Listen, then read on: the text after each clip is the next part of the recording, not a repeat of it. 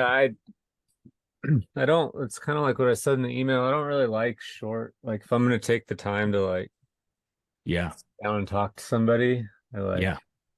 they like throw a bunch of questions at me and then I say like some generic things in 30 seconds and then we like move on. It's like Not very compelling. if I'm gonna sit down and talk to somebody, I'd rather like get into some stuff. So, First off, thanks. I do appreciate it. I know you're busy. I said, it looked like you had something to do with Black Canyons this weekend. At the very least, you were riding pretty cool three-wheeler thing through through town.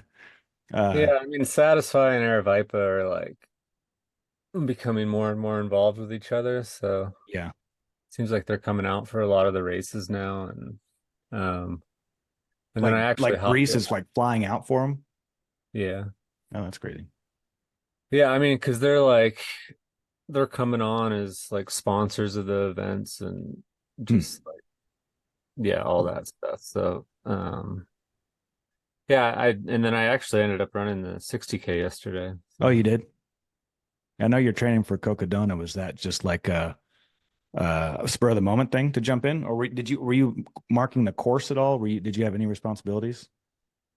no, I was just there because of Satisfy and there Yeah. were a couple Satisfy runners running and um yeah, I was just hanging out and I wasn't planning on running and Saturday I was like there all day and I just felt sort of useless. I was like just sort of like milling about. So I was like, well, if I'm gonna be out here, like maybe I'll just run. So I ended up running yesterday. And Nice.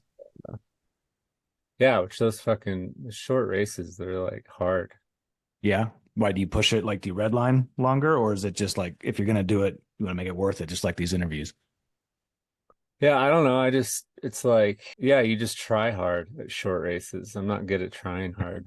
Yeah, like I feel like sometimes the worst I feel after races are like 50Ks, you know, 'cause you're like, Yeah.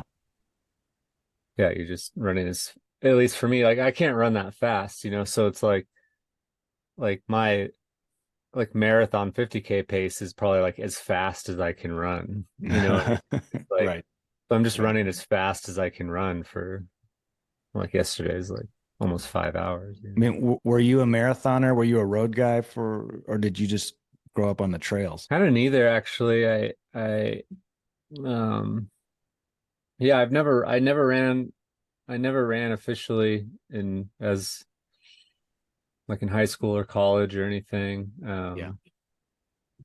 I have a pretty long like just sort of outdoor sports background, so I was always like I've been a climber for a long time and just like sort of like Hmm. alpinism and mountaineering. And I've always sort Okay. of gravitated towards, even in that phase of my life where I was like doing bigger mountains and stuff, it was like I always sort of gravitated towards just like speed, you know, Yeah.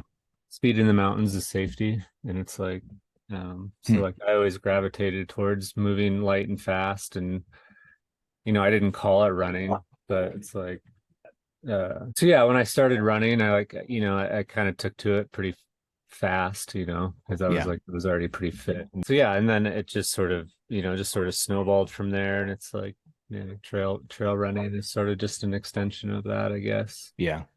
Yeah. It's why I think it's why I don't like, I mean, don't really like I wouldn't really call myself like a runner. It's like I'm not that good at running. It's like it's like the things I do good in running at are just like the really long, like really um the ones where you just got to keep going.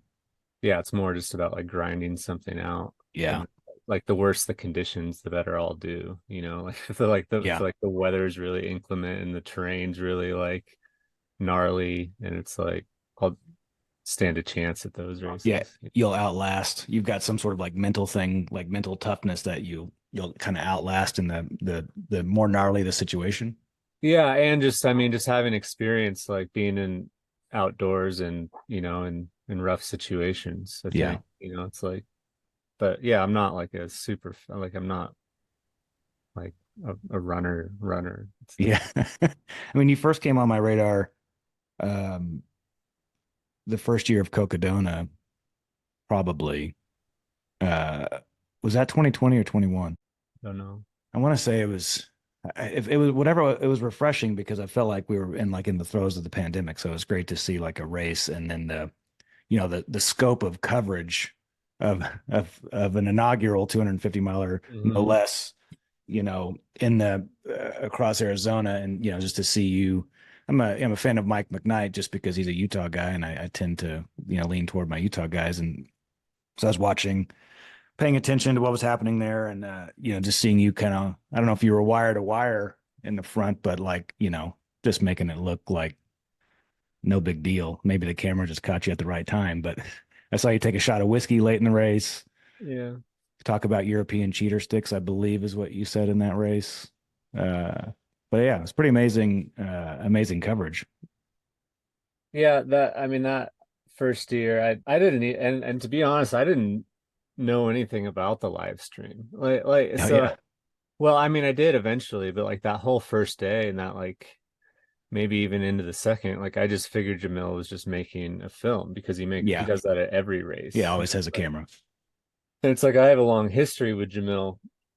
So it's like Jamil has been even before Cocodona, like he and I have done a ton of stuff together, like film wise. So it's like even like I remember even out like on the Arizona, like when I was doing the Arizona Trail, it's like I would like hear a drone and it was like, oh, that's like Jamil's here, it's like that's like Yeah, how I know if he's around, if I like yeah, drone, and it's like um so yeah, I didn't know that they were doing like no one really told me or no. So like a lot of the stuff I was doing, I wasn't aware it was being like broadcast to like right. anybody. I just thought it would like die in Jamil's editing room like everything else does. So it's like, but yeah, I mean, as the race goes on and things progress, you start like hearing things and seeing things, and you start I think that first year was cool because it just like it was something a lot of people, at least in this country, hadn't really seen before. And it seemed like Yeah, it got like maybe this is just my perspective of it, and maybe it's because I'm me or whatever, but it seemed like that first year it was like more of a buzz than like other years. I think like yeah, now people are like kind of used to it or whatever, but it's like but yeah, I don't know. Maybe that's yeah. just I don't know how he accomplished that level of buzz in year one. Because I mean, had you ever done any of Candace Burt's races before that, or was that your first 250 or 200 no, plus? yeah. I mean, I don't do a lot of races, and it's like, I mean, even Cocodona that first year is like, like I think Jamil said in the documentary, he's like, yeah, I just like reached out the week of, it's like, hey, do you want to do it? It's like, Oh, okay. that's right. Yeah, It's like, it's like, and so like, I don't. The with me and races, I mean, unless it's like something like yesterday where I'll just like sort of like hop in just because it's like I'm yeah. already there, and it's like, I mean, I do have a special relationship with Black Canyon too. I mean, I ran that the first year that Oh, really? race existed, and it was like 30 of us all like with heat sickness and like puking on the trail. Was it the And same time of year? Same, like was it February race? yeah, Right. but so yeah, it's like I like being around that race and like local races and Jamil's races, and so like when Cocodona came around, it was like yeah, like I'd love to be a part of that, and it was like I went in that first year like pretty cocky about it too, where I was like, oh, like a multi-day race like across Arizona, like Yeah, I'm clearly like that's like clearly my like my that's your sort of thing. race or whatever. Yeah, And, like I didn't know who Michael McKnight was like at all, and like I yeah. remember it being at the start line. My friend Tony was there, and he was like he's like yeah, I think like I got McKnight, like I think McKnight's gonna win. I'm like what Who? like oh you think so, do you? And it's like uh so yeah, I mean that first year I was also like just physically and mentally at a time in my life where like that multi-day thing wasn't that hard for me. It was Hmm. like like I feel like now it takes its toll now. I mean, just a few years later, but Yeah, um it's like yeah, I was still like mentally sort of in that place where like the idea of it like mentally wasn't that intimidating. So I could sort of just like go into it and be like, well, this is what I have to do for the next few days and you just suck it up and do it. just what you do. Yeah, which I kind of lost a little bit actually. I remember the coverage talking about. um, just like that stretch is, like your home, or at least maybe I'm not as familiar with the course, but there was one moment where we're running through and it's like, oh, hey, Versteeg is running through his place that he's run 100 times or 1,000 times. So he's going to, crush through here. Was that what on that course? Like what area do you think they were talking about then? What's your like, I mean, is Prescott I mean, at the home? time that first year, I lived about 100 feet from the course, Okay. in the Granite Dells. Okay. So yeah, I mean, like we had talked about like me stopping and like taking a shower and like sleeping in my own bed, because it's literally like That's you could hilarious. step off the trail Yeah. in the Granite Dells, and the house I was living in is right there. And it's like, uh, but of all the like things I probably could have and should have, and like people like called for to me to get disqualified that year, we like we decided that since that wasn't open to all runners, I probably shouldn't do that. So That's I funny. ended up, and it was actually at a spot where like I didn't want to stop anyways. Like I lived around like I think like mile 90 or 95, and I Okay. I wasn't really wanting to stop until the like 36 hour, or like the like something like that. Like, Yeah. I was running by the house at like, 20 to 24 hours, and I didn't really want to stop. Didn't want to lose that momentum. Anyways, so it was like, yeah, Yeah. it So was how, probably that, but to be fair too, like I've lived in Flagstaff multiple times. I went to college in Flagstaff. I lived in the Verde Valley for a while. I like worked on the okay. vineyards out there for a little Oh, while, and nice. like, um, yeah, I like grew up in Bradshaw's. It's like, um, that whole course is just like my area, Nice. So it's like, which I've talked quite a bit about that, about how like that is a sort of real advantage, I Yeah. think. Like Yeah. kind of always knowing what's ahead and what's like coming up, and just like, um yeah, and just the sort of mental advantage that gives you is like, you know, and then also just like being a local too, and like people showing up on the trail, like wanting to support you and run with you, and Yeah. like all Yeah. those. That's amazing. Yeah. I mean, how do you think of yourself? Like, I mean, you're sort of an intriguing figure, like the Satisfy connection, clearly you do well in ultra races, but even to hear you talk about this up front, like you don't really think of yourself as, and I don't put words in your mouth, but something along the lines of don't necessarily think of yourself as this ultra runner, so to speak, in this unique connection with this Paris high end sort of trail running brand. And then also, your name comes up with Salem Stanley at Vacation Races, that, you're kind of like the knight in shining armor that just shows up and marks a course through the night and then comes down and tears everything down. You're sort of this interesting figure. Uh, how do you perceive yourself? Like, I know that you're also a builder, or you were a builder for a while. You kind of got a lot of stuff going on. Yeah, I think I just get bored easily. I think I don't really do things for very long. Like I've had a lot of Yeah. different careers, like I don't know. I used to teach chemistry, and I worked in a genetics lab for a long time. I Really? like, yeah, I've like built houses, and I've like, yeah, and then now this like weird, French thing exists, and Yeah. and just like running in general. I do think like people aren't used to. I think why people maybe find that interesting about, because I've you know I've had that said or asked to me like before, but like running's just not the most important thing I do. Yeah. It's just the thing that I think I'm best at, Hmm. or like I'm good at it, so like I get Yeah. attention for it. Yeah. You know what I mean? Like I'm not a very good rock climber, so like I don't get attention. Like no one thinks I'm a rock climber because I don't get attention for it. And Yeah. it's like, but that doesn't mean I don't do that. Or it's just like I just like happen to kind of be good at like suffering all day. So it's like I get attention for some Yeah. stuff that like, and to be fair too, I mean like most people don't know me personally. They just like follow me online or whatever. So it's like, Right. Yeah. Yeah. and Yeah. and like I don't share things about my personal life online. So like why would anyone know any of that other stuff? So it's like Right. fair, like like the social media exists because of I mean, Satisfy doesn't care, but previous like contractual obligations to like create content for companies, and it's like Yeah. um so like I only post things about running on there. So it's like I don't it's not like I don't understand why people think that I'm a runner. It's like that's all I share like Right. online, you know what I Right. mean? But it's like but like realistically it's yeah, it's like the fourth thing I do or whatever. You know, it's like it's not like this huge. And to be fair, I do think that's why I've like never been that great of an ultra runner. Like I don't think I'm like objectively speaking, like I'm not that fast. I'm not that like crazy, but like I've gotten attention for it. But Yeah. it's like it's not uh because I don't like I don't I don't live a life of a professional athlete, even though like technically you could say that I Yeah. am that. It's Yeah. like I don't live that lifestyle really. Like I don't Hmm.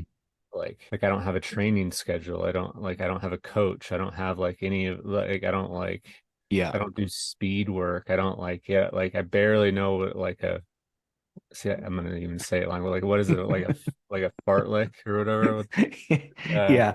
like Yeah. like I kind of know what that is, but not really. You know what I mean? It's like I'm not a runner. Like I Yeah. just like and I'm not trying to say anything bad about that at all. No. It's like not it's just like not my thing. It's like, Yeah, you know, there's something of like and for lack of a better word, like a Renaissance man sort of vibe of you can jump in a lot of things and handle yourself, in a lot of different situations. But it just so happens from a marketing standpoint, I don't know what came first, the Satisfy vibe or your vibe, or if it was just the perfect fit, but it just seems like the yeah. alignment is so spot on. Yeah, I think it was just a perfect fit. I mean, he's like, I think so. Kind of the famous story with like me and Satisfy was like, um, they had watched a documentary that Jamil had made about me, Hmm. and like in that documentary, I was wearing like a pearl snap at like the whiskey basin trail runs or whatever, and it was Yeah. like because they're French, they're just like ooh, like, you know, like Western Oh yeah. kitschiness, you know, and it's Yep. like. Uh, so they kind of reached out and they were looking to like kind of like bring on an athlete for their first like because I was their first athlete, so it was Yep. like they were kind of looking to like get into that area or whatever, and um I think they sort of like started some initial conversations and we were talking, and like my initial response was like at that time in my life I'd sworn off ever working with a company again. It's just like it's just not worth it. And like Yeah. today, like in trail running today, it's like there's a handful of guys and girls like making money at the top, and the rest are just getting completely taken advantage of by Yep. companies. Yep. So it's like for me, it just wasn't. It just like the exchange The wasn't. trade-off. Yeah. It wasn't a fair exchange. It's Yeah. like you know, and so I had like sworn off ever working with a company again. It's like I should not be a part of anyone's marketing department. Like I'm just like you know I'm too honest. I'm too like critical of things. Yeah. Yeah. I just like I shouldn't be part of that. Um and then like to be honest, I like started checking out their website and like the different things that they do, and they had like Brees, the owner of the company, is really good friends with like Stephen O'Malley, who's like a pretty like infamous character in like drone metal music, and he's like Okay. the creator of the band Sun, Okay. amongst a bunch of like other things. And like I'm like a really big fan of them, and Yeah. they had like a long interview with him like up on their website, Huh. and then like they had like all this literature about their whole like LSD thing and like the long slow distance and like Hmm. taking psychedelics and like blah blah. And I was just like, well, this is fucking perfect. And it's like and and I think I sent them a message back. The message that now like infamous message, which I guess they like printed out and like hung up on their wall in Paris, was like something to the effect of like yeah, I'm probably not gonna like win any races or do like any social media for you guys, but if all you need me to do is like listen to doom metal, do psychedelics, and design pearl snaps for you guys, like I can probably Crush that. for once in my life like live up to my contractual obligation. You know what I mean? And Yeah. whereas I feel like most companies would have been like, what the fuck? Like who's this guy? Like, you know Yeah. what I mean? Like Yeah. I mean, they were like it's perfect. not only were they like okay, but I think that was for them like this is clearly our guy, you know, Yes.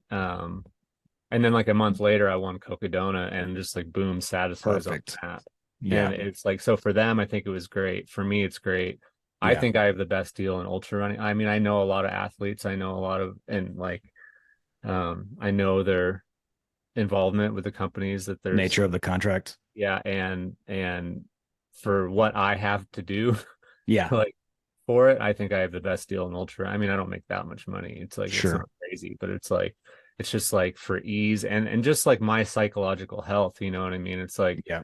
that's a big thing about like the relationship that typically exists between athletes and their companies is like for me psychologically I'm not capable of doing that. Like I'm not capable of every single time I step foot outdoors feeling like I need to like create content or Capture. feeling Yeah. like this exists for social media or this Yeah. exists for this or that.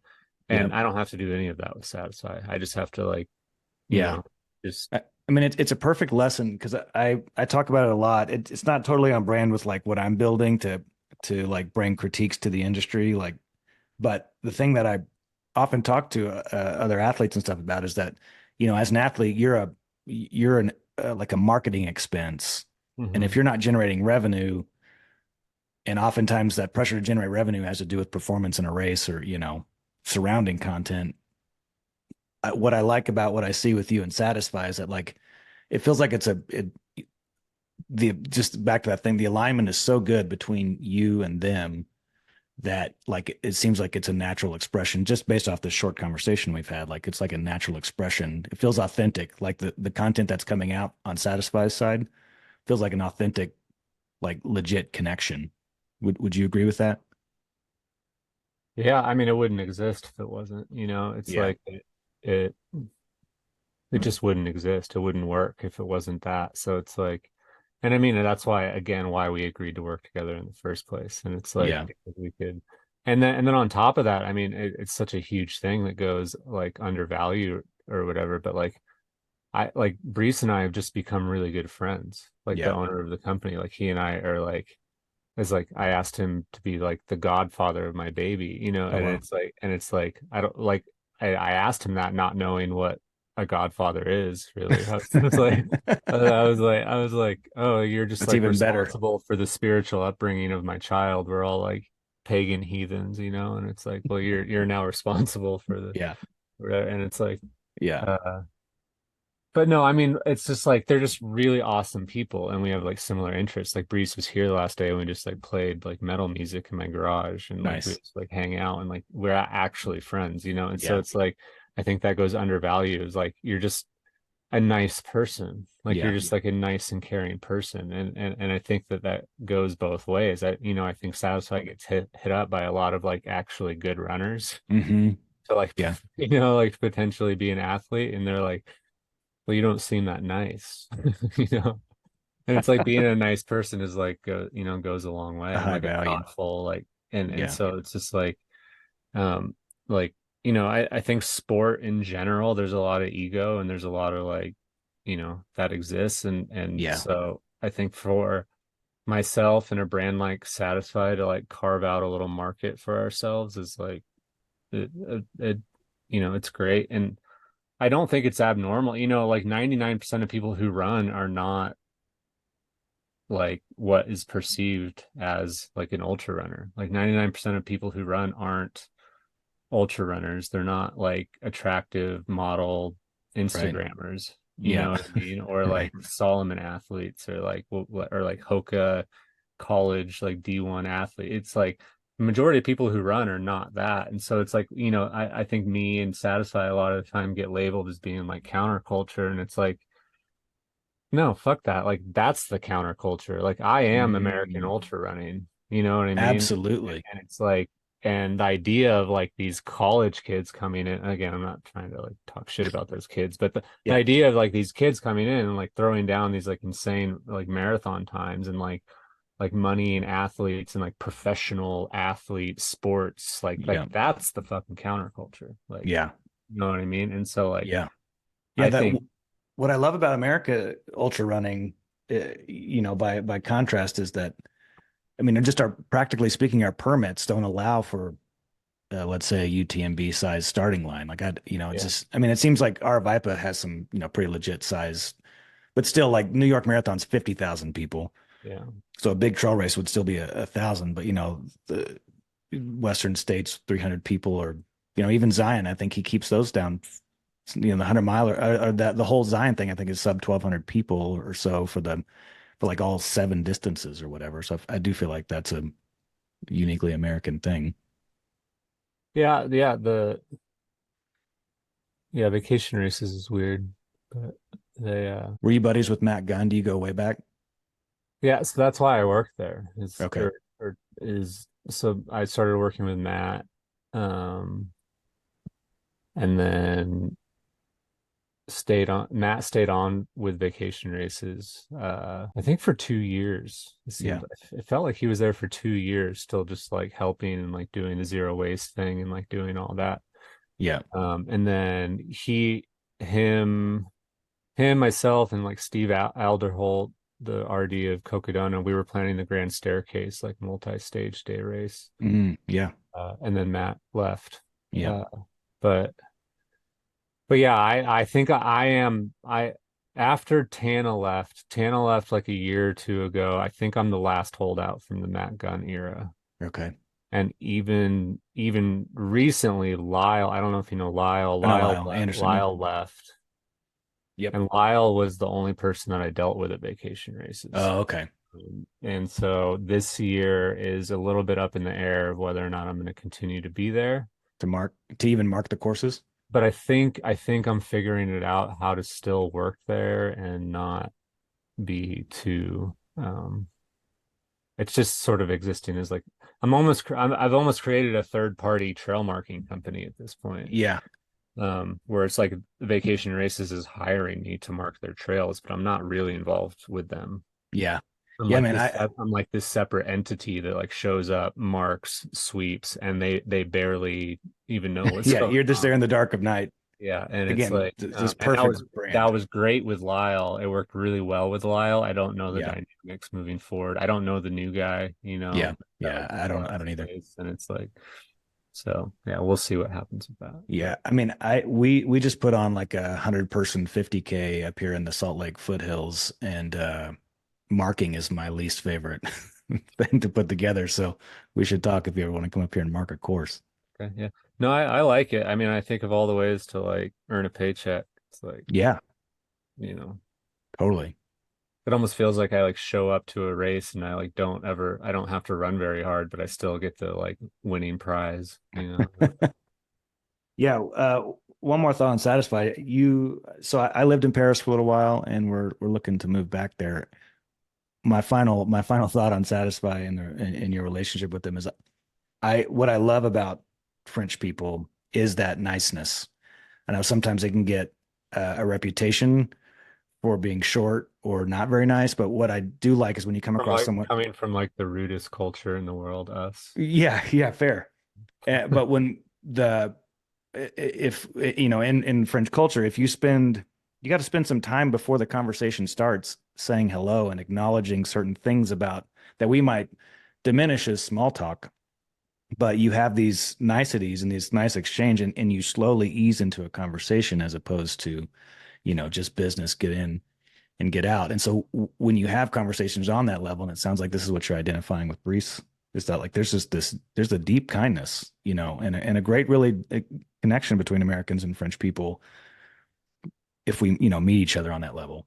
Yeah. And I mean, I think too with Satisfy and Brees, and Brees has a very like obsessive personality. Like when he like gets into something, he like devotes his entire life to it. And so like when he like he's not coming from a place of like, oh, like he's identified this like space in the market that they can exploit, or, you know what I mean, or Yeah, whatever. It's like yeah, like when Breeze says that he wants to sponsor Cocodona, like he pours all of his money and all of his energy into making that race like a better race. Like Yeah. he wants to build that race and he wants to make it a better experience for runners and a better experience for everyone involved. And he Yeah. actually just like when he says that he wants to support athletes or he wants to support races or like he wants to like build these like different cultures like mini cultures around and like actually support, like that's what he actually wants to do. It's not Hmm. about like identifying markets and extracting from that market. It's not like Yeah. Brees is like there's enough of a market here that we can like plug in some numbers and Yeah. like this makes sense for us. And Yeah. it's like I think being involved with people like that who are like I think that's why he doesn't actually care very much if I'm like living up to my end of the bargain, which is nice as to feed not have to like feel that pressure as an athlete to like Yeah. constantly like be either like performing. Like he actually just wants to support me in Yeah. anything that I do. You know what I Yeah. mean? And it's like he actually wants to just support things. And like I Yeah. know Satisfy gets like a bad rap for being expensive or whatever, but it's like, you know, I mean, there are that's a whole nother conversation Sure. about like why things are expensive, Yeah. like why nice things are expensive. But it's like, uh, but it's also like I just feel like if you're a consumer, you can just like feel a lot better. Like knowing like Brees isn't like some like crazy like corporate CEO, you know, like Yeah. you know what I mean? It's Yeah. like he's like you know, he's like down in the mud on Saturday and Sunday, like hiring, like spending like ungodly amounts of money to like bring country bands to the aid station just to like make it cool. You know what I Yeah. mean? And it's like, Yeah. I think French people so are good at playing the long game compared to, us in America where we maybe want quicker results. I think the pace of life in France is a little bit slower and sometimes it can be faster, but by and large, there's a longer term vision. We don't have to you don't have to get a return in 12 months. Like you dig in, you build something for the long term, and you think about building it in a way that you pass it on to your next generation. yeah. So yeah, I feel really spoiled, you know, and lucky to be involved. I mean, I don't know That's great. how it worked out that way. Well, what about Saddles? Is Saddles a Satisfy race, or is that a Michael Versteeg race? Yeah, it's my race. I mean, but it exists as a race for Satisfy to um be involved in or encourage to grow in a specific way. However, like they sort of like it's like a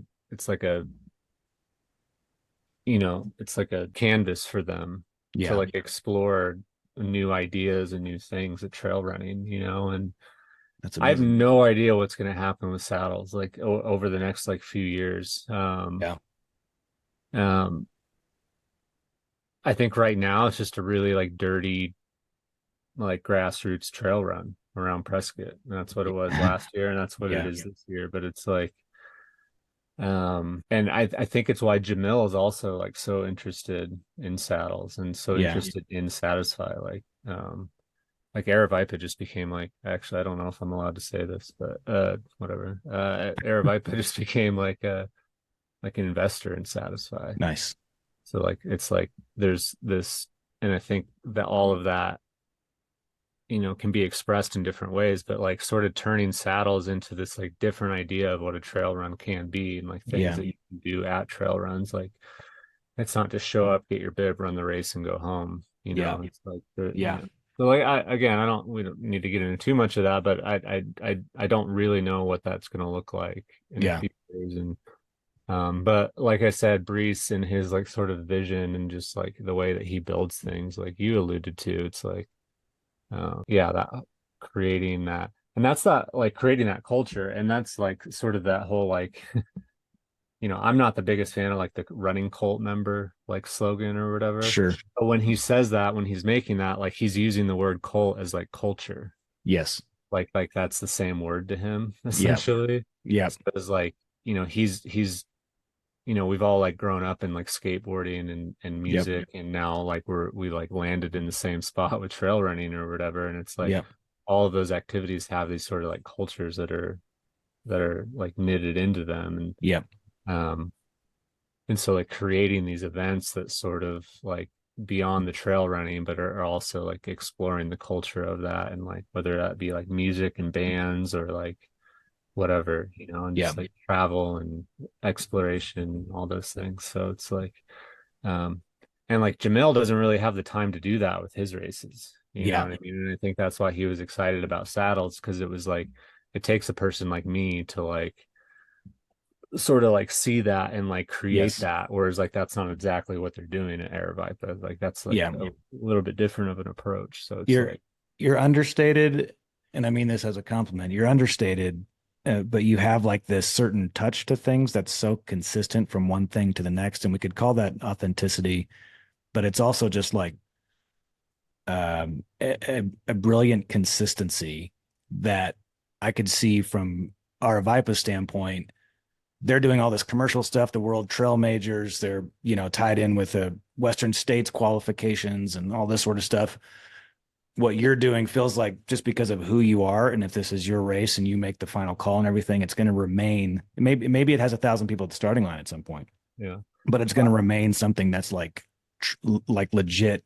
Dirtbag's not the right word, but like ground floor. Yeah, that's fine. But it's like coming from that. I think it's hard for people, like when people talk to me about saddles and like the amount of like unsolicited advice I get from people on saddles, and it's like it's really hard for people to understand the motives of somebody that is, this is going to sound like supremacist of me, or some, it's like it's really hard to like understand the motives of somebody. Like I do not give a shit about like making money off of Yeah, saddles. Like yeah, it's just like if it happens, like, okay, like, sure, great. But it's like, I'm not at all motivated by like trying to do things that like increase numbers for the sake of increasing numbers. yeah, It's like saddles is not this like cancerous capitalistic like machine where it's like get as many runners as you can possibly run for the sake of it.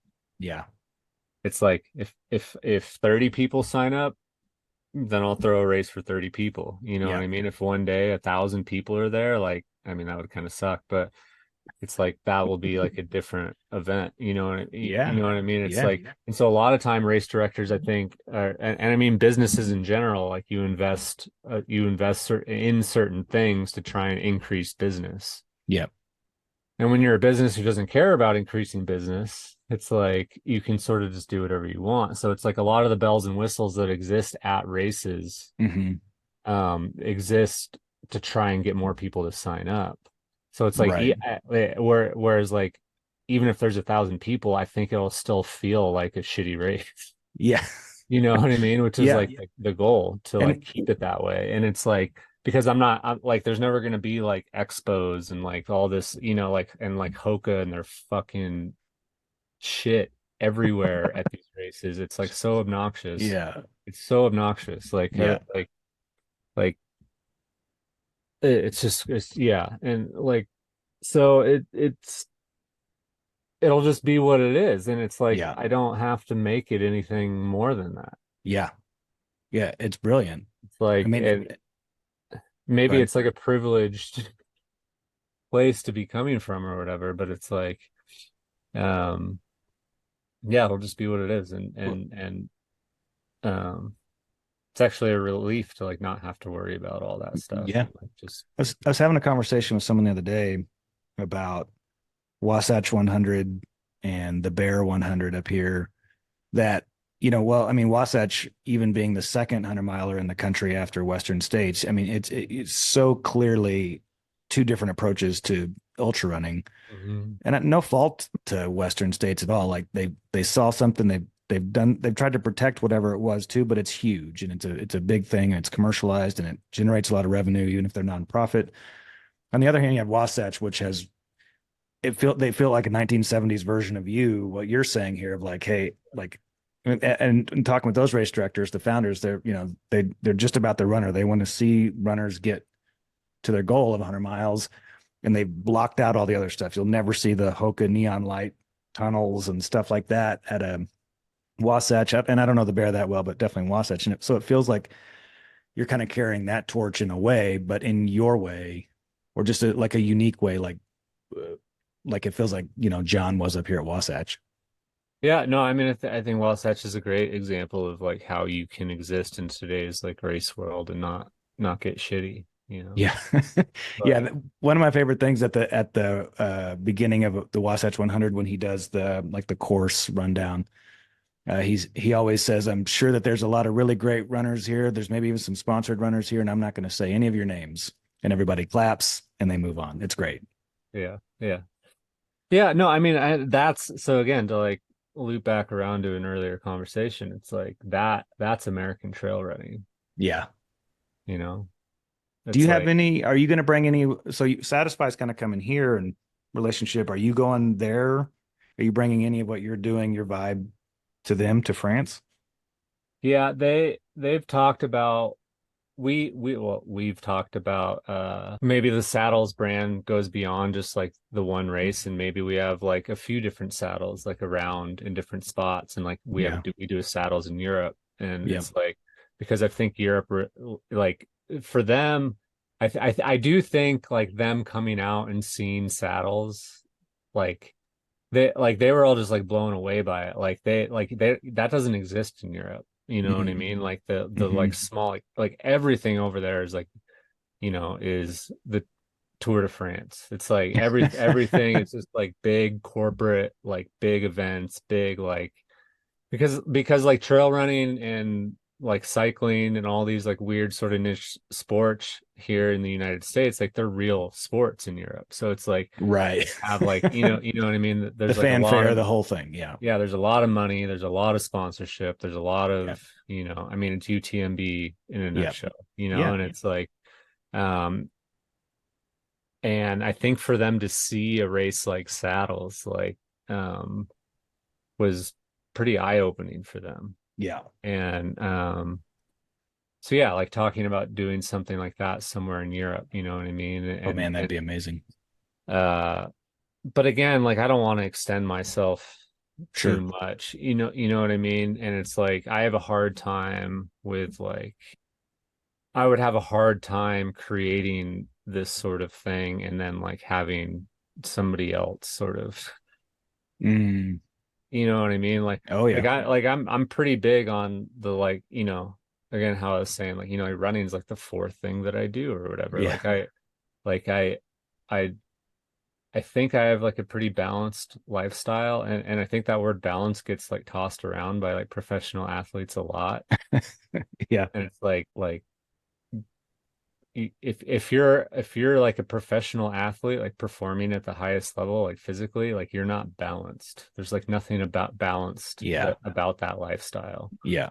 It's like and I think that's like a misconception we have of like athletes in general in this world, even on like the sort of like major scale, like Michael Jordan was like probably not like a very like nice, like humble, Yeah. like person. You know what I mean? Yeah. It's like Yeah. these No like chance. professional athletes at the highest level are not these like balanced like family men who have like Yeah. everything and like Yep.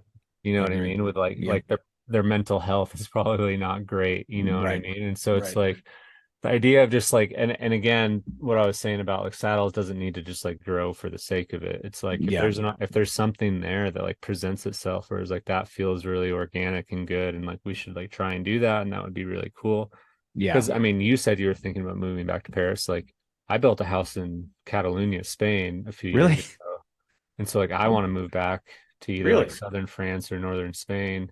Oh It's man. like even if it's not like for 12 months out of the year, like Yep. I also just had a daughter, like I have an Hmm. 8 month old baby downstairs right now, and Oh, it's oh like wow. I don't really want to raise her here. I know that Yeah. sounds like Here crazy. meaning Prescott or America? Prescott, Okay. yeah. Like I don't want her to go to public school in this town. This town is like, yeah, I that, get you. I'm from yeah, Lubbock, Texas, which maybe it's like the Prescott of Texas. I don't yeah, know. But I've been in Utah for 22 years. But yeah, I want to take my kids out of school here and just go, I want to absorb some other cultures. And we love France. Could definitely do southern France. We spend some time in Barcelona. If nothing else, just the food. I just want to be really close to that food. It's yeah. so good. Yeah, so it's like I mean I've been lucky enough to like, create these relationships and have these opportunities that it would feel sort of like wasteful to not. Yeah. And that's funny, I just said that out loud. That's actually something I said about saddles too. Like last year when I was creating saddles, it was like Hmm. I have all these connections. I have like made all these like friends, whether it be Jamil or like Yeah. both vacation races in Aravaipa, like super like were like super shadow support of saddles last year. Oh, Like nice. I drove up to St. George and like stole all of their aid Oh, from stations. the warehouse. Yeah. Oh, And that's like awesome. brought it down here. And Yeah. it's like and I did the same thing with Jamil. I like drove down to Phoenix and everything I didn't borrow from Lyle, and Salem, I borrowed from Jamil. And it was like, Yeah. so it's like and then having the support of like these like other race companies and then the support of Satisfy and just like, Yeah.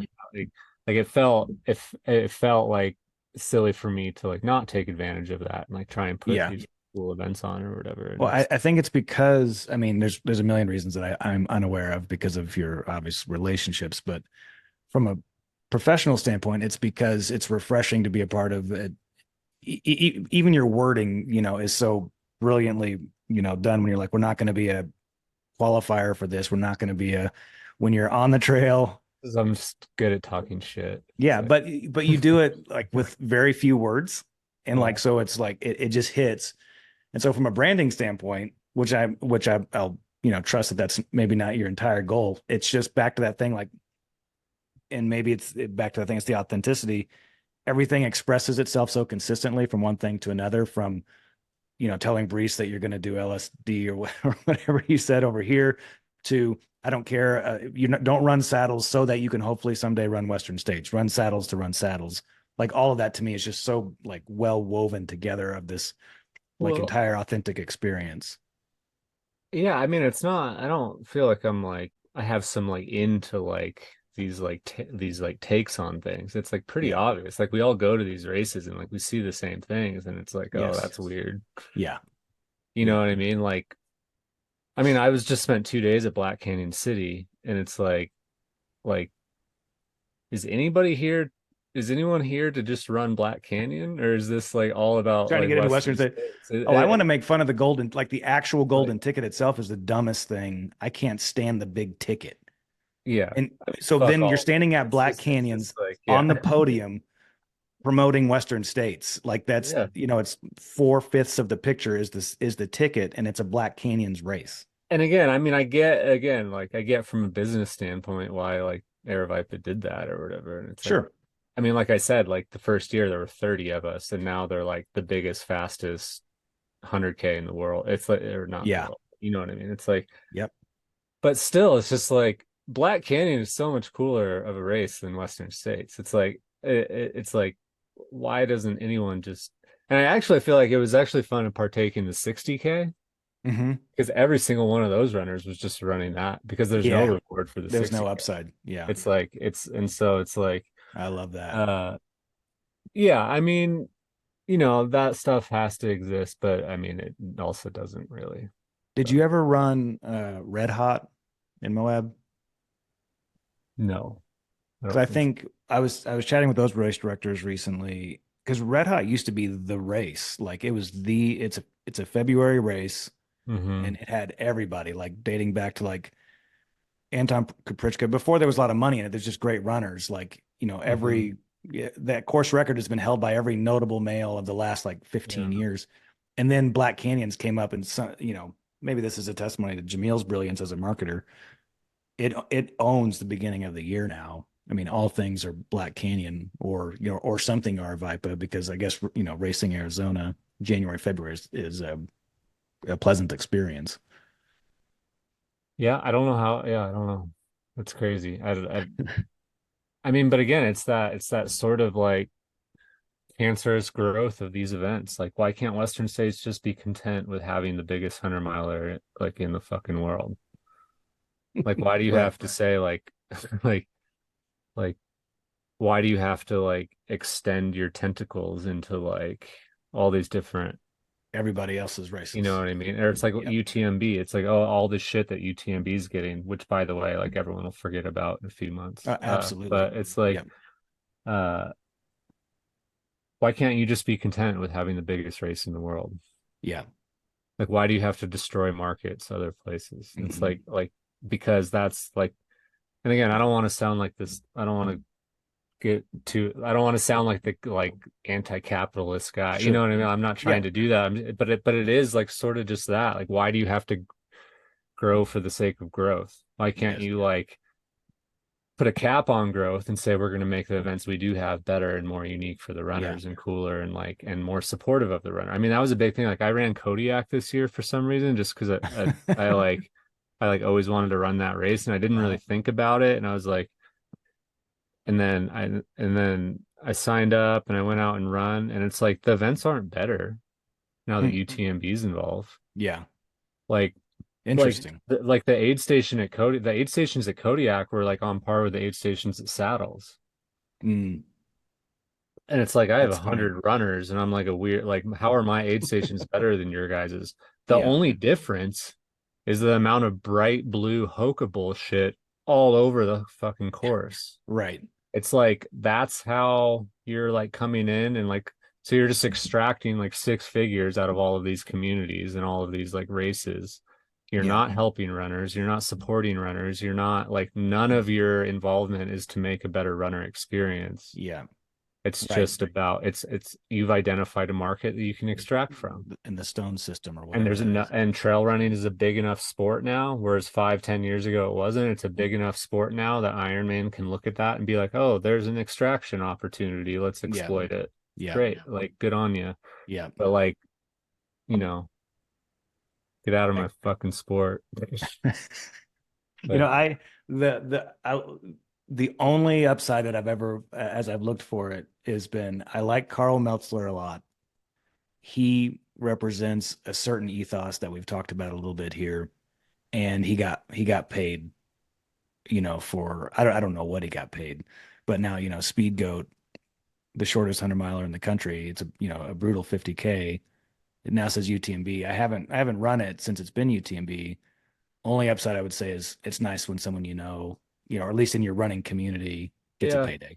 That's I mean, amazing. I don't know Carl well. I've met him a few times. He strikes me as a guy that I think he and I have some similarities, Yeah. but he also has always struck me as like, the Red Bull guy. And it's like, yeah, it doesn't surprise me that he took a paycheck from UTMB, you That know. is interesting. That yeah, Red Bull and trail running. I don't know what they have in common, but I guess they throw some money into trail runners sometimes. Dylan Well, Bowman. they were for a while. I remember hearing a story. This is sort of gossip about Yeah. somebody I don't know very well, so let's talk about it. Somebody told me that Dakota Jones like turned down a Red Bull contract. Really?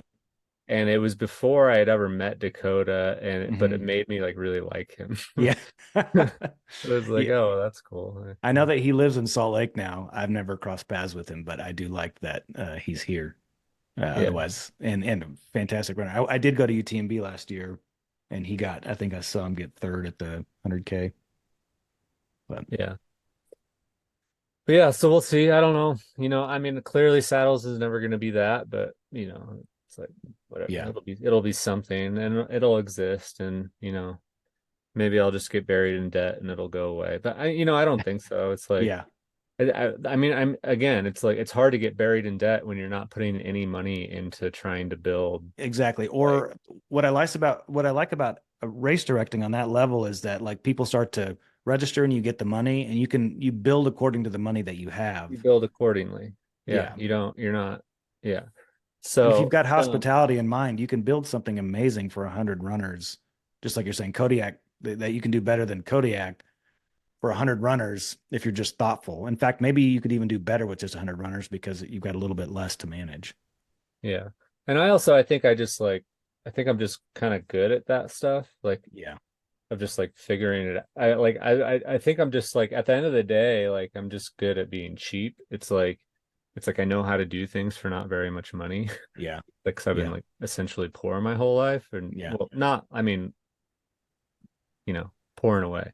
And it's Right. like, uh, so I do think like I watch the amount of money leaving vacation races at every race on this like superfluous, insane shit. And it's Yeah. just like, you guys, I could do this race for like a fifth of what you guys spend money on. Like the shit you guys spend money on is insane. And it's Yeah. like, um, but it's like, so yeah, I think I'm just good at like kind of figuring out how to make none of the like cheapness feel like it's coming at the expense of Yeah. runners. And that I race mean, a is in lot of this September. too. I mean, I feel like I was in like, the first time I was like really introduced to like race directing and being around races was, I just actually did an interview with Steve for Cocodona this year. Okay.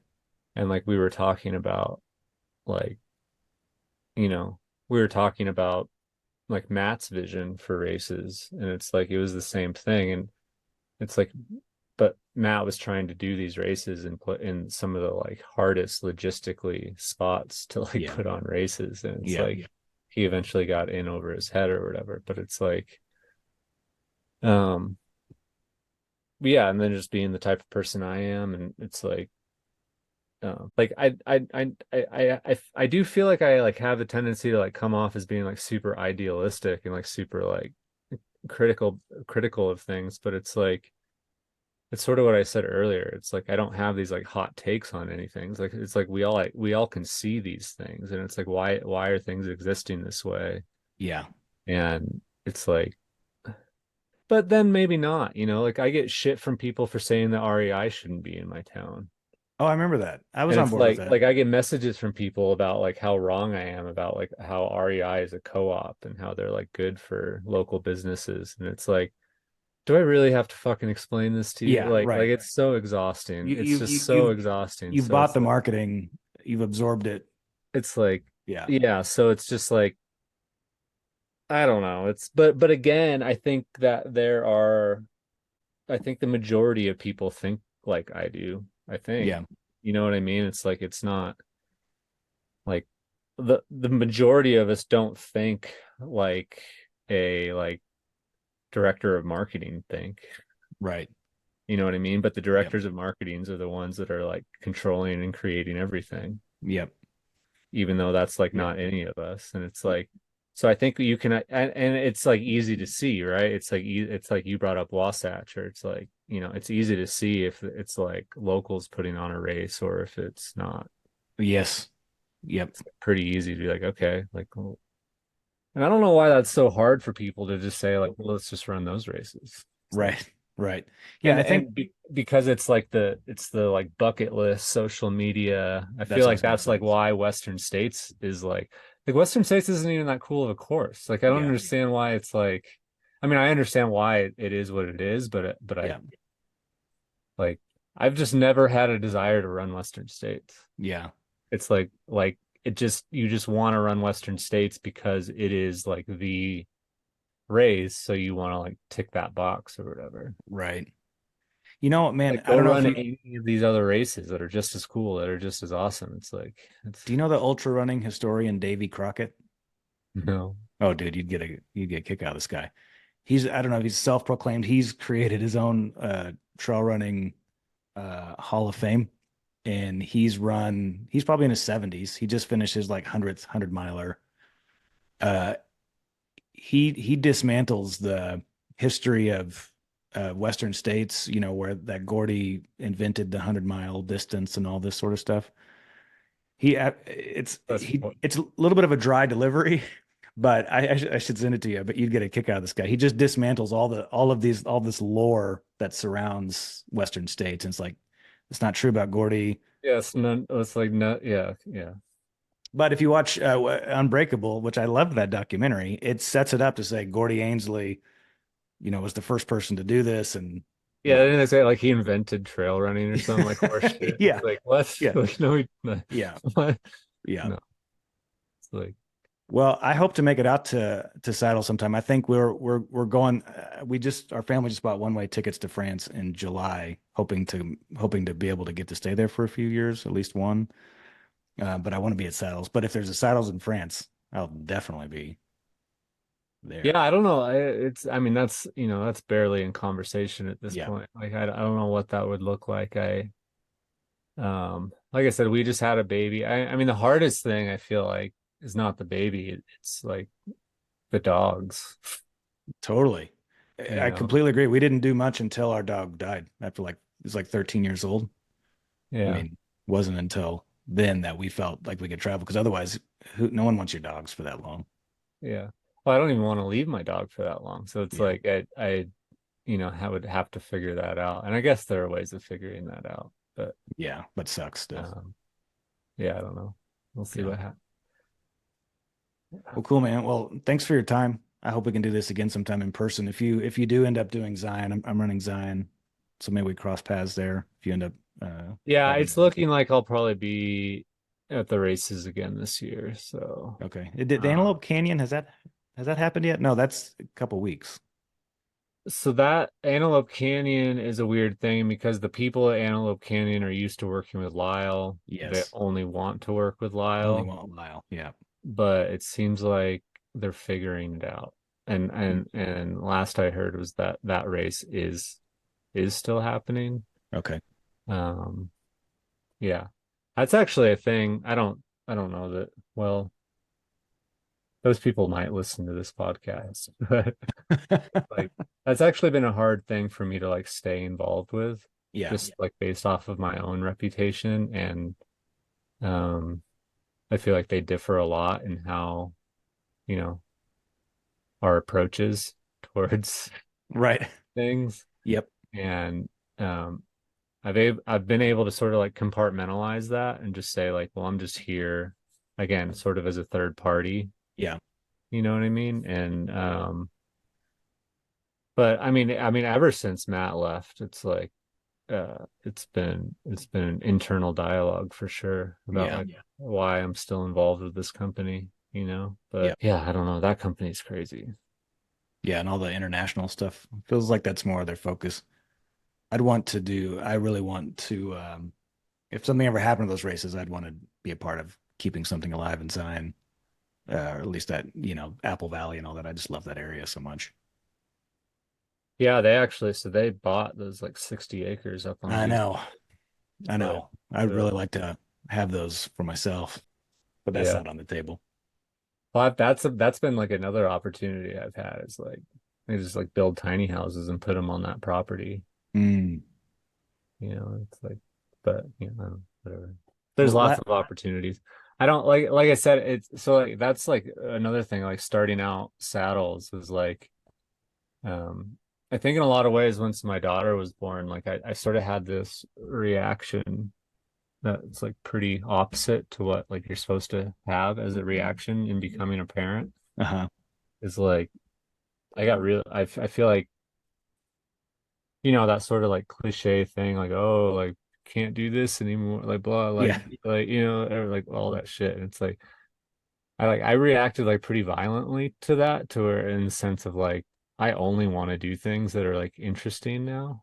Like I don't want to like, Yes. you know what I mean? Like my 100%. daughter's not gonna give a shit about like whatever like tiny house I built and sold to somebody. You know what I No. mean? But like as much as like I sort of cringe at things like, live streams or documentaries or like YouTube or fucking floater cans, you know what I mean? It's like that what I've like sort of realized is like that stuff's not really about me. You know what I Yeah. mean? Like if like in 10 years my daughter can like watch documentaries of her dad and like hold a soda can with her dad's picture on that. Yeah. So like where I'm going with that is like I only want to invest my time in things that like are going to be like an interesting life for her. It's Yes. like I finally have like, because I mean that is a trope about like being a parent that's true. It's like it's you stop doing things for yourself, you know? Yes. And so Yes. it's like um and I think that's good for everyone. I think that's good for my whole family. I think that's good for me. And it's like so like even though we were like pregnant and like having a newborn last year at Saddles, it was like it was still time to like invest my time in things that aren't like pulling wire, Yeah. and like I don't want to invest my time in dumb shit anymore. Yeah. And Yeah. I so it's think like and I don't want to just sit in Prescott and raise my kid like in like I don't want to raise my kid in like obnoxious Trump USA. Like I yeah. just like don't, you know what I mean? Yeah. And so it's like the culture in this town is not nice.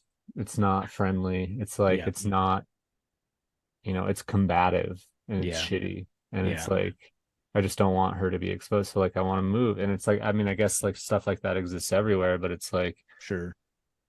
like I just want all things to be worthwhile with my time. And so Yep. like building saddles, investing in Satisfy, like investing in cooler things than like, yeah.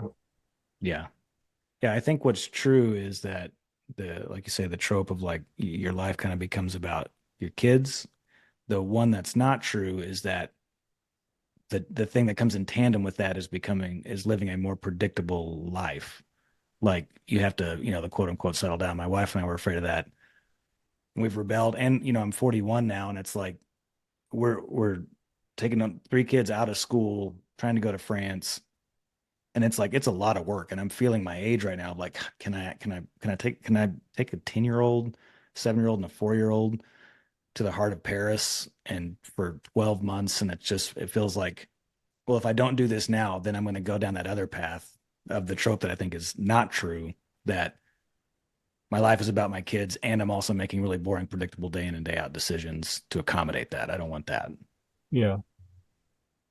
Yeah. It's like we said earlier, like it's the dogs are harder than the kids. Like, Yeah. Yeah. Because airplanes will allow kids. yeah.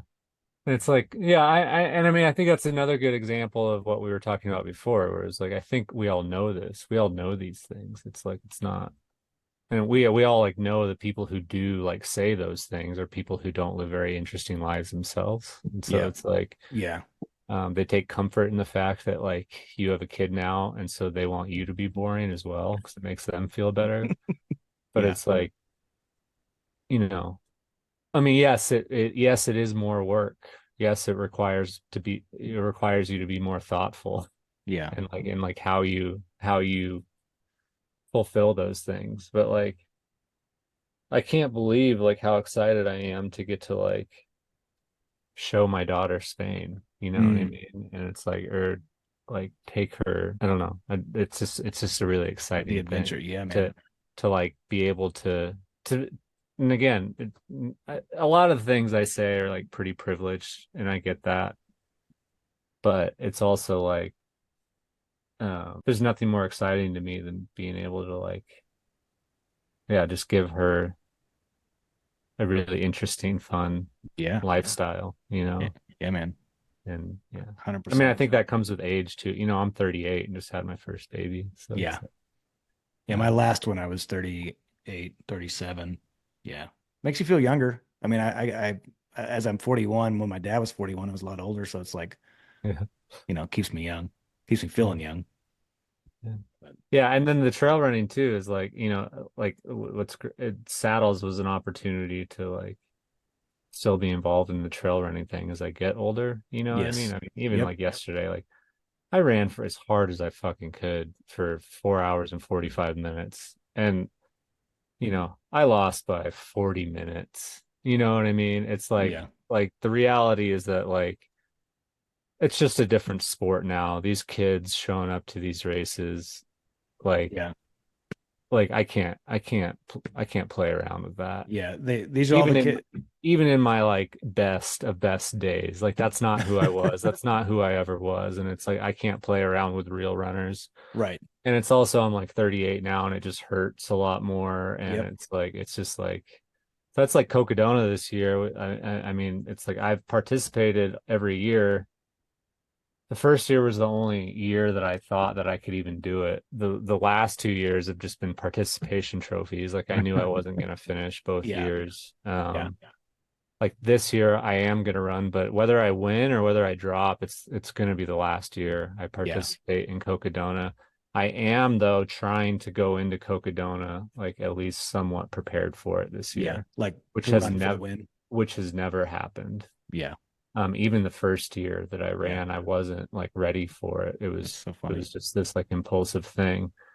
So like now again, I've aged a lot in the last few years, like Yeah. both like intellectually, like emotionally, and like physically. So it's like Yeah. um even going into Cocodona prepared, I don't think that that guarantees anything.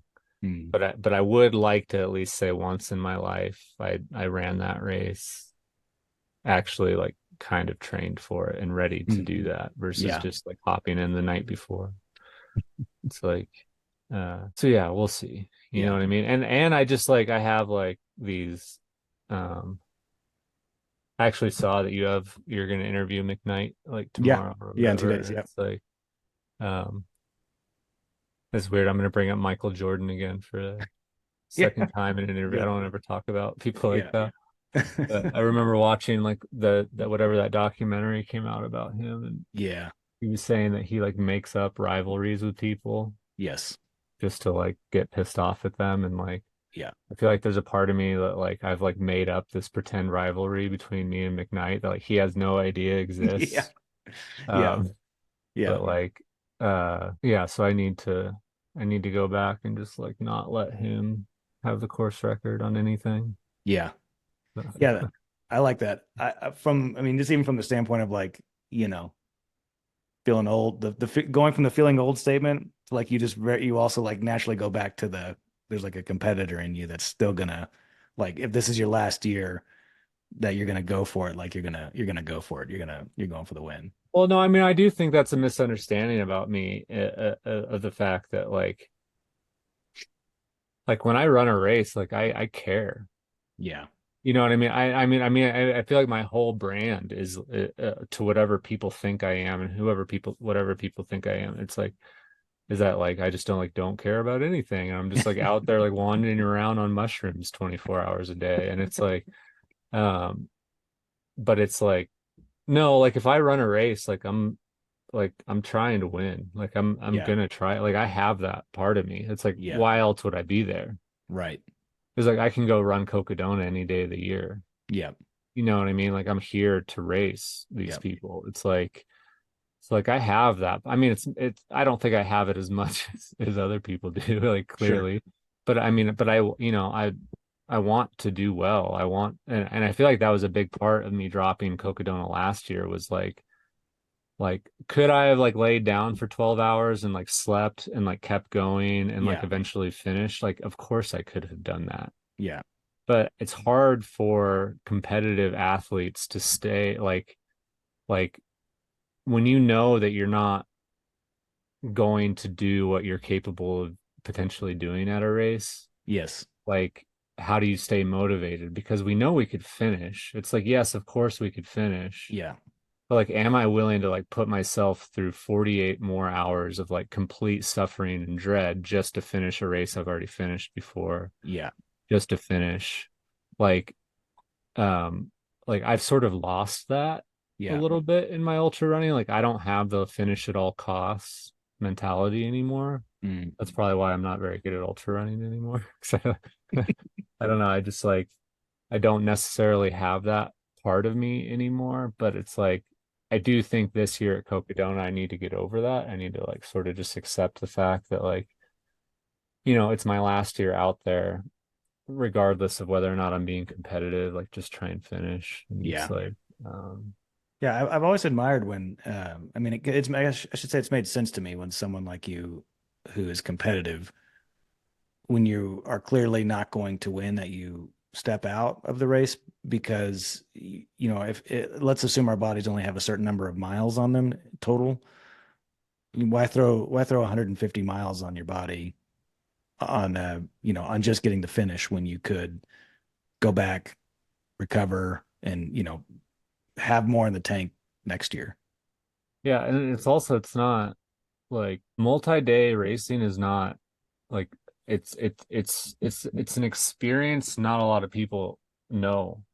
Yeah. Like running 250 miles is not running 2.5 100 milers. Mm, It's like or whatever sort of like yeah. comparison you want to make there. It's like I've still I physically like mentally I don't think that I've recovered from my Colorado Trail experience. Really. Like that like it destroyed me Mm, like bad. And it's like these things are not good for you. These things are not. like, and they have real like repercussions. Mm. It's like it's not like 100 miler where like you think a repercussion is like, oh, you're just not going to feel good for a week or Yeah. whatever. And it's Yeah. like, no, I mean, it's been like 2.5 years since Colorado, and I feel like I still have issues from Colorado. Really? It's like these things can damage your body and Mm. your mind. I feel like I have, in a way, I feel like I have like a trail runner's PTSD. Like Mm. if I'm out in the middle of the night running, like at Cocodona or something, like I'll have these moments where my mind, like in the headlamp bubble, Really? where I'll like snap back to Colorado, and like my body will react with like this like it has like it'll start shutting down. It's like you have to stop. We You have to can't get do it. out of here. Yeah. We have to stop doing what Oof. we're doing right now. And it's Yeah. like and it's like I mean, I don't mean to like use that term lightly and compare it to like Sure. people who actually have like PTSD, but it's like Yeah. it's just trail running or whatever. But it's like Right. I feel like I Your have body sort of your body's this reacting like to something. yeah, Yeah. like my body is like reacting to this like mental like sort of thing that I've like put it through. And yeah, and I mean I haven't really been able to do very much in ultra running since Colorado, to be honest. It's like I've sort of um so it in a lot of ways it sort of feels like I've had to like relearn how to be an runner. I've had to relearn how to find motivation because I don't have motivation really much to like do these things anymore. And actually I talked to Jamil about this a lot where it's like, when we it's hard for I think it's interesting the guys who have run like 200 milers or like Right. you see these things is like it's just interesting in the sense of like what are you gaining from doing something for the 200th time. And again, Yeah. it's like I'm not trying to tear that down at all, Sure. you know what I mean, but I do know that like for myself, like when I've done a lot in ultra running. I've done a lot of really hard, really long stuff, and Hmm. it's all like completely humbling. It's all like I think I'm better for it, having gone through a lot of that stuff. But Yeah. like when I finish 100 miler now, like I don't leave that race feeling like I have had this like some like life changing like experience. Hmm. You know what I Interesting. mean? It's like, oh, I'm done. Yeah. All right. Like, I did it again, and it's like that was hard and it kind of sucked, Yeah. you know.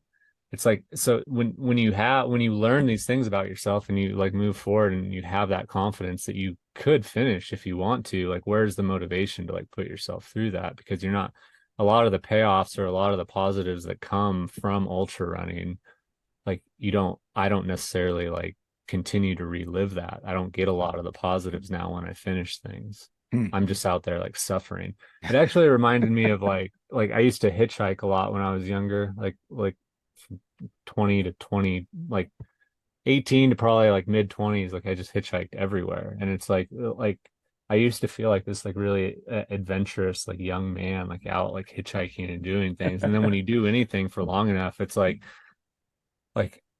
well, like the novelty of it wears off, and it's Yes. like now I'm just sitting here waiting for a ride. Like this isn't Yeah. that much fun. Yeah. And Yeah.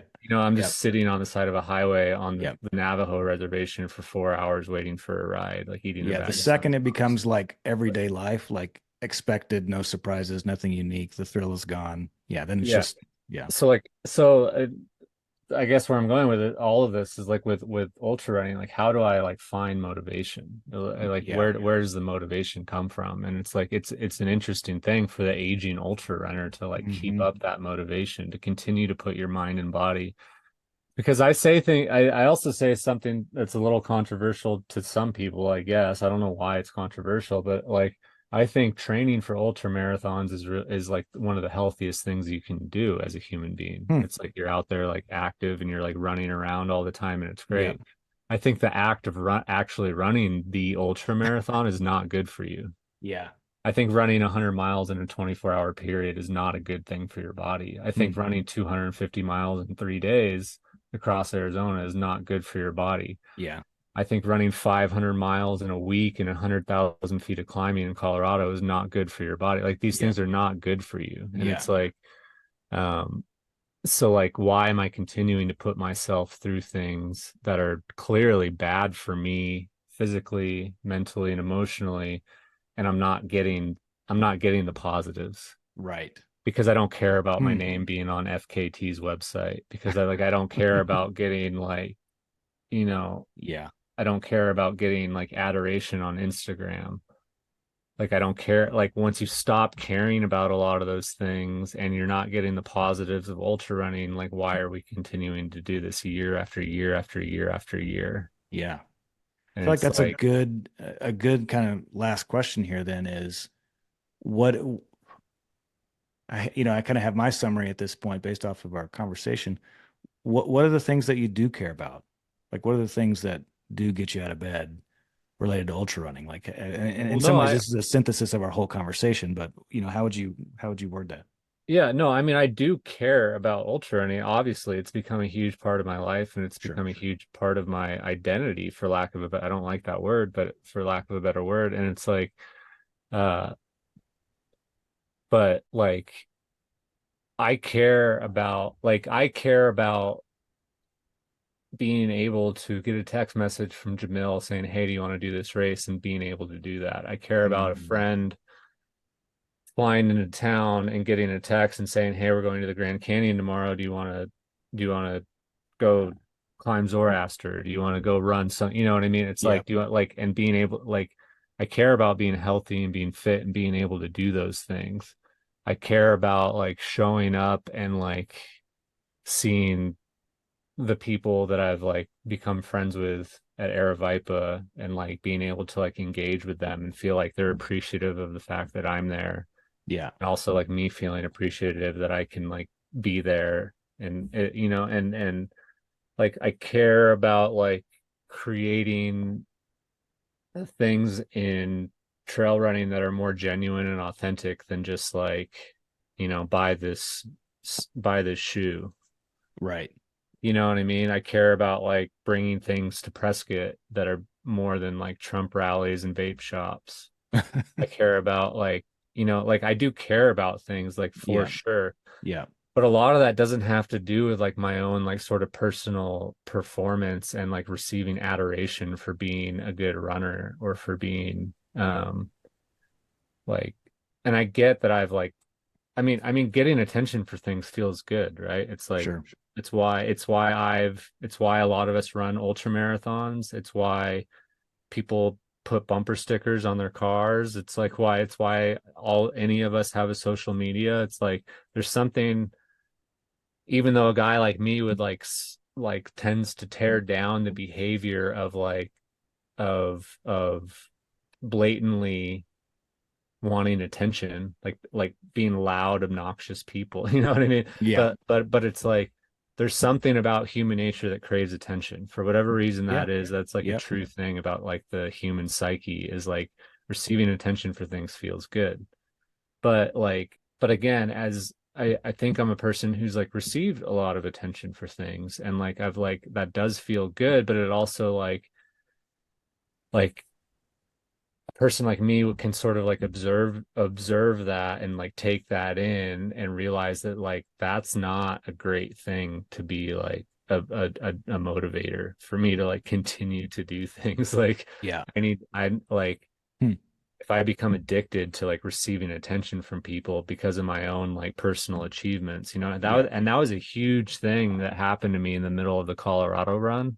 Mm. Was like it wasn't just about me, is like there was like, 6 to 10 other people on the crew Mm. there putting themselves through hell for a week Yeah. trying to support me, and why am I doing this? Like all of this is like ego based. All of this is so that like I can have my name in front of somebody else's name. All of this is like, Hmm. so when you stop caring about that, when you stop or I shouldn't say you stop caring about that, you just realize that like that's not necessarily the most like healthy outlook Yes. or like mentality that you should embrace, and you should actually like try your best to like keep that at arm's distance to like um you you begin to fall into what I've fallen into, which is like you begin to fall into the like to set an FKT on the Colorado Trail, you have to be obsessed with that. Yes. You know what I mean? That has to Yeah. be like at all costs. Like nothing else fucking matters. Like at all costs. And beating I mean, and this is sport in general. This is competitiveness in general. Like if you want to be the best at anything or have your name on anything, like, and this goes back to what I said earlier, is like you can't be like this like balanced, Right. Yeah. Yeah. healthy Yeah. Yeah. person. It's just like not the case. I actually think that's a problem with American sports right now in Yeah. general of all levels of like professional sports Hmm. is that I feel like the younger generation is like a much more like aware and sort of like mental health is like this thing that's important to them. Yeah. So I feel like sport is suffering from that. Mm. Yeah. Like Yeah. You're right. there will never be another like Kobe Bryant or something. You know what I mean? It's like Right. I've obviously like been watching basketball. Yeah. But it's like because or runners, but all professional athletes are realizing that like mental health is a more important thing than like Going winning all at in. all costs, Yeah. like sort of thing. And so Yeah. it's like, And even but just like because of you that, said, like sport is suffering. right. Yeah. Yeah. But even like you said, like if what you're going for is the likes and for people to notice you and pay attention to you, you probably start to do things that you no longer respect in order to if you want to you either maintain that or you maintain some level of self-respect. Yeah, I mean that was a big thing for me when I was before I was with Satisfy and I had involvement with other companies was like there's a lot of behavior out there that I don't admire, especially on social media. Yeah. And so when I would catch myself behaving like that, or when I would unintentionally be out in the mountains all day and I would be thinking about an Instagram like Mm. caption, Yeah. that to me was like the moment where it was like, What have I become? what have I become? And as critical as I am of others, I'm a lot more critical of myself. Mm. So when I caught myself behaving that way, that's not good for me. That like that wasn't a good place for me to be in. So like Yeah. I had to remove a lot of that from my life. Yeah. But yeah, so I mean, I think to go back to your question about like what, still motivates me, it's sort of all of those other things. I think that there's a lot of, and in a way, like it's actually funny to me because I feel like I've become what I hate Yeah. the most, but in a way that makes sense.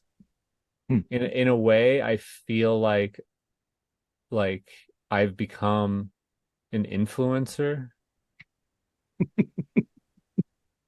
more than an athlete, right? You Yeah. know what I mean? Yeah.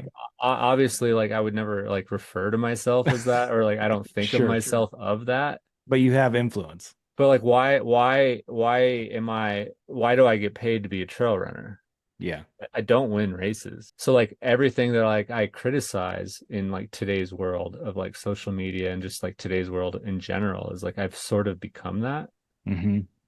And I think for not the same reasons, Sure. and like I don't think I do it the same way. Right. But it's sort of this like funny like full circle sort of thing where it's like, well, maybe runners not being the best and still getting the attention is actually good. Yeah. You know what I mean? Like maybe Yeah. there's a broader landscape in trail running of like intent and motives and like interesting characters. Maybe that's like a better way to like, and I mean I still like, and that's another thing too, is like I don't think I'm like that interesting compared to like a lot of people. Hmm. Like, you go back into the mid and the back of the packs of any race, like there's a much more interesting and better motivated people than Sure. I am. Um, but because I've been able to like sort of carve out this area of like having these like different motives, but I still am able to sort of kind of compete, Yeah. Yeah, yeah, like yeah. that's like That's that's intriguing. so like but yeah, like um yeah, I mean I think sport in general and again like trail running, like ultra running in general, like I find it interesting that a sport that has defined itself by like endurance Yeah. is obsessed with speed. Like I get it. Interesting. You know what Yep. I mean? Like I Yep. understand like speed is how sport is measured. You're right. You know what I mean? But like I actually remember to bring up Carl again. I remember it was like I remember this conversation. I think it was with Ricky Gates because Okay. I like we actually like disagreed over this. Uh-huh. Where it was like FKT had just announced their like FKT of the Year award or whatever, and it was like the two that it was like down to or whatever it was either Carl's Appalachian Trail or Uh-huh. Jim's Rim to Rim to Rim. Okay. And I was like, how can anyone possibly like there no one understands what Carl like no one understands what a long trail FKT is, except for the very small number of people who have like put themselves through that. Yeah. And the idea that anyone could think running 6 hours across the Grand Canyon like is on the same Can't page even touch that. as running like like 2,000 fucking miles. And how has our sport, which is like supposedly embracing endurance, like how are we more like Into speed. into what Jim did. And again, not taking anything away from No, Jim, I like get it. that's That's fucking an excellent insane. point. It's so Yeah. insane to run Yeah. 6 hours rim to rim to rim. But Yeah. it's like it's just like how like and it wasn't until my first experience of doing that, like multi-day running. Like it Yeah. like I remember after doing the Arizona Trail, which was like um it completely changed what I thought I knew about endurance. Like Hmm. I thought endurance was like, this is like gonna sound like very, you know, I don't know what it's gonna sound like, but it's I'll let you know. I remember saying after that, just being like, I don't think anything you can do in a 24-hour period is endurance. Mm. Like it completely changed because running 100 miles or running for a sub 24-hour experience and then laying in bed for 2 weeks is like not this like that's not really that wasn't like really endurance to me. That's just like Yeah. destroying yourself in a 24-hour period and then Right. recovering for a long time. Yeah. But when you get into the multi-day thing, like sustainability becomes a Yeah. significantly more important thing. You have to get up every day and keep doing it every Yes. day, keep Yep. doing it. That's endurance. Yeah. And so like it's a completely different thing. That's why 100 milers, like I remember talking to Eric Sensman when he was running Cocodona. Hmm. And it's like obviously like a good runner, you know what I mean? Yeah. But Oh, yeah. to like use him as an example, like it's what I said earlier about how running Cocodona is not running 100 miles 2.5 times. It's like it's a Hmm. completely different Yeah. sport. It's a That's completely interesting. different approach. It's Yeah. like you have to change everything.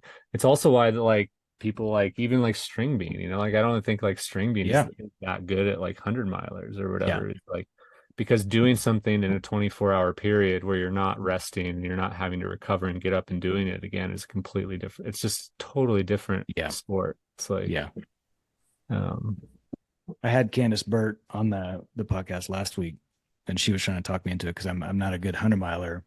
But as we talked about it, she's like, maybe you probably really like the 200 then, yeah. No, giving I've yourself had people permission to talk to me sleep. about that or ask me about that, and I've said the same thing. I was like, so I had friends, especially like around Prescott, because they've like seen Cocodona and they know me and like Yeah. things like that. And I've had a handful of friends around Prescott run Cocodona, and I remember before them running, it's probably similar to what Candace said to you, where it's like, yeah, the multi-day thing, you know, you might be really good at it, Yeah.